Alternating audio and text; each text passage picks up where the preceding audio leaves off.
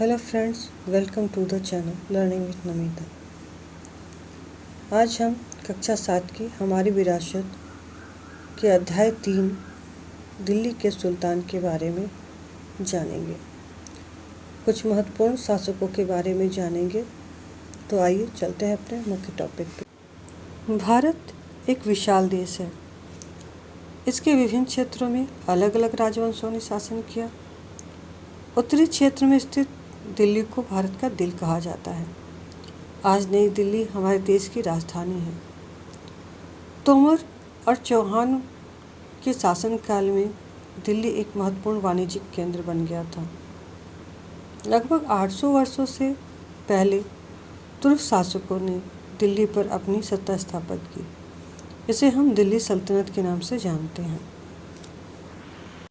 दिल्ली सल्तनत के अंतर्गत 1206 ईस्वी से 1526 ईस्वी तक 5 वंशों ने 320 वर्षों तक शासन किया। दिल्ली सल्तनत के प्रमुख शासक ममलूक वंश, जिसे हम गुलाम वंश कहते हैं, खलजी वंश, तुगलक वंश, सैयद वंश, लोदी वंश। इन 5 वंशों ने 320 वर्षों तक दिल्ली सल्तनत पे शासन किया। दिल्ली सल्तनत कालीन इतिहास जानने के लिए अनेक स्रोत हैं, जिनमें ऐतिहासिक साहित्य, अभिलेख, सिक्के, भवन निर्माण कला आदि प्रमुख हैं। तो आइए हम सल्तनत कालीन राजवंशों की चर्चा विस्तार से करें। सबसे पहले हम ममलूक वंश की चर्चा करते हैं। ममलूक वंश ये अरबी भाषा का शब्द है। ममलूक शब्द का अर्थ है गुलामी के बंधन से मुक्त माता पिता के संतान। इस वंश के 11 शासकों में 3 शासक कुतुबुद्दीन ऐबक, इल्तुतमिश और बलबन, ये तीनों दास थे।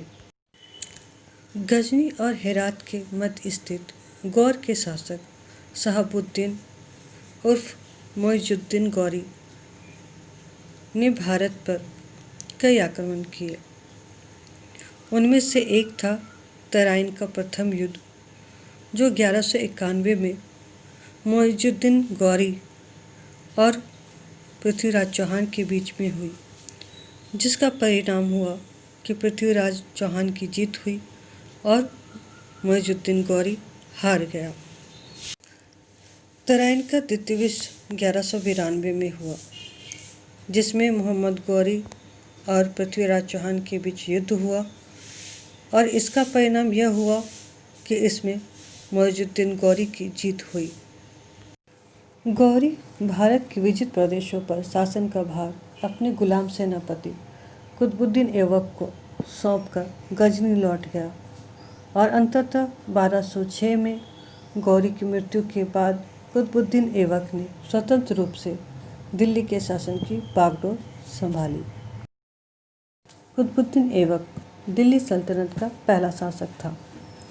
उसे भारत में ममलूक यानी दास वंश का संस्थापक माना जाता है। ऐबक के समय दिल्ली की राजधानी लाहौर थी, जो कि वर्तमान में पाकिस्तान थी। उसने दिल्ली और अजमेर में मस्जिदों का निर्माण कराया था तथा कुतुब मीनार का निर्माण कार्य आरंभ करवाया था। 1210 में चौगान यानी पोलो खेलते समय घोड़े से गिरकर उसकी मृत्यु हो गई। कुतुबुद्दीन ऐबक को लाख बख्श भी कहा जाता है, जिसका अर्थ होता है लाखों का दान देने वाला। इल्तुतमिश का शासनकाल 1211 ईस्वी से 1236 ईस्वी तक रहा। इसने अपने सुदृढ़ शासन स्थापित करने के लिए 40 दासों का एक संगठन तुर्कान-ए-चहलगानी का निर्माण किया, जिसे चालीसा दल कहा जाता है। सर्वप्रथम अरबी का सोने का सिक्का इसी ने चलाया था और दिल्ली को राजधानी बनाने वाला यह प्रथम सुल्तान था। इसने इक्तादारी व्यवस्था चलाई। इक्तादारी व्यवस्था में इक्ता राज्य की सबसे छोटी इकाई होती है। इल्तुतमिश के बाद रजिया सुल्तान को राजगद्दी पर बैठने का अवसर मिला। रजिया दिल्ली की प्रथम और अंतिम महिला शासिका थी। रजिया ने महिला वस्त्र को त्याग कर पुरुष वस्त्र धारण किया, जिसे कबा और कुलाह कहा जाता है। कबा का अर्थ कुर्ता और कुलाह का अर्थ एक प्रकार की पगड़ी थी। रजिया सुल्तान के बाद गयासुद्दीन बलबन ने अपनी सत्ता स्थापित की। बलबन ने सुल्तान की प्रतिष्ठा को स्थापित करने के लिए अपने विरोधियों का दमन करना शुरू किया और उसने लौह एवं रक्त की नीति अपनाई। उसने चालीसा दल का भी दमन कर दिया। उसने ईरानी त्यौहार नौरोज उत्सव मनाना शुरू किया।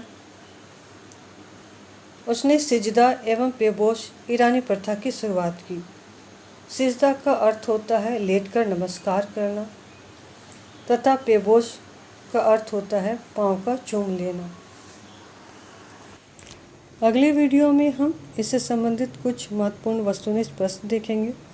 तो चैनल को सब्सक्राइब कीजिए, लाइक कीजिए, शेयर कीजिए और कमेंट्स कीजिए कि आपको ये वीडियो कैसा लगा।